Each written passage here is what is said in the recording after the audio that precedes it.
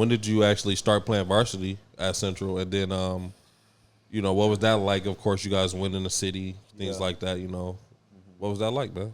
I mean, so my story is really unique in a lot of ways, because I went from not making the freshman team. Like, I got cut from the freshman team. Like, who was that coach? Yeah, come on, man. We keep it real here.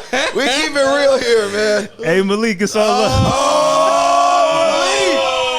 It's all love, Malik. It's all love. That hurt. I mean, okay. So I never really talked about it, because like I learned so much from it, and that was probably it hurt so bad, but was probably the greatest thing to happen to me, and I'll talk about that later. But yeah, I mean, could he have maybe evaluated talent a little better? Of course, like. DJ Advance made the team over me. You know what I'm saying? Oh, not Advance. Hold on, man. And that's my guy. Hey, that's my guy. Vance. You know what I'm saying? But like but maybe, not as a hooper. And this was his first year. You know what I'm saying? So maybe through the years he got better at evaluating talent. But I had to grind it out though, right? Like, and when I didn't make that team, like that's when everything changed. You know what I'm saying? Like. Yeah.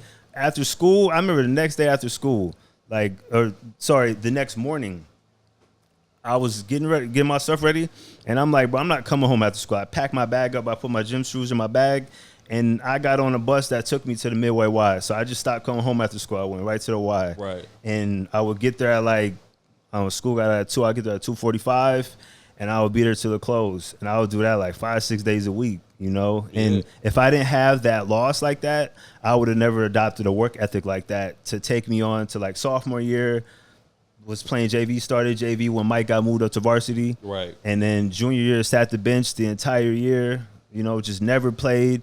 And then senior year, came around, led the conference in scoring, and really had like my coming out party, on the basketball scene.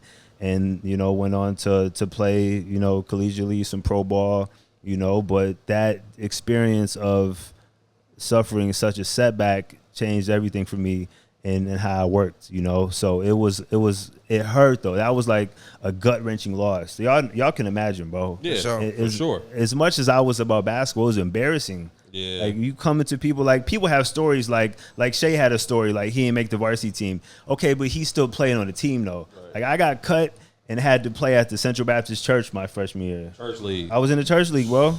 Like, but everything comes full circle because now I own an apartment on that block. Right. You know what I'm saying? So I'm in my 30s and everything's coming full circle now, but everything happens for a reason. Just real quick for give some inspiration to kids who might be in this situation right now, but you just talked about how you went from junior year pretty much riding the bench to leading scorer as a senior in just 1 year. So, talk about that. Did you still have the confidence as a junior that you'd get better and get there, or was junior year even kind of doubtful for you? I mean, I felt like I could always do it because I was doing it in the streets. Like when we would be on like pickup games, I was killing. Like I never had a reputation for being weak. If you ask people around, they always like, no, he's nice, but for some reason it wasn't really clicking in the game. I would get nervous, you know what I'm saying? Just like it got to a point where I worked so much that I just had so much confidence that it was like these niggas can't hold me, like and then but it was the work. Yeah, like that. It wasn't like I never felt like I was better than people, you know what I'm saying? I just knew that I was gonna work harder than people, and that confidence it gave me so much confidence to not question myself, to where it was like if I'm open, I'm shooting because I know I'm gonna make it. Yeah. And then those shots start going in, and when they start going in games, it's like, oh, this shit is not as hard as I thought it was. No, it's easy. Yeah, that's what I'm saying. Yeah, when that really clicks. And some people, it clicks their whole life, right?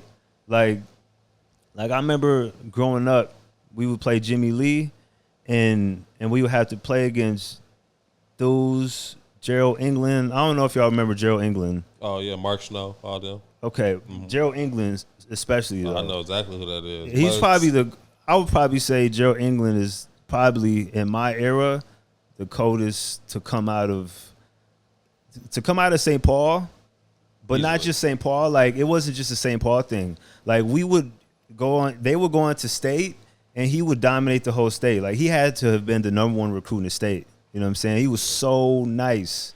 Like, just like, he saw the game differently than I was seeing it. You know what I'm saying? Like, he had a real gift, you know? So definitely want to give him his flowers, you know? But, like, watching those guys, you know, I was humbled by it, you know? Like watching him, Mike, and Red, like, they used to have this press. Like, bro, it was bad. Like, you know how they do in the younger leagues. When you go up 20, they got to call the dogs off. You know what I'm saying? Yeah. But, like, they had these steals down to a science. Red was really good at it. Like, what he would do is he would flinch one way. And he would know they were going to counter. And by the time they were countering, he already took the ball and he was going the other way. Was too quick. You know what I'm saying? Yeah. So, like, I learned from other people too, though, and I picked up a lot along the way. I was always a student. You know what I'm saying? I always watched it, evaluated it, and did whatever I could do to try to get better at it.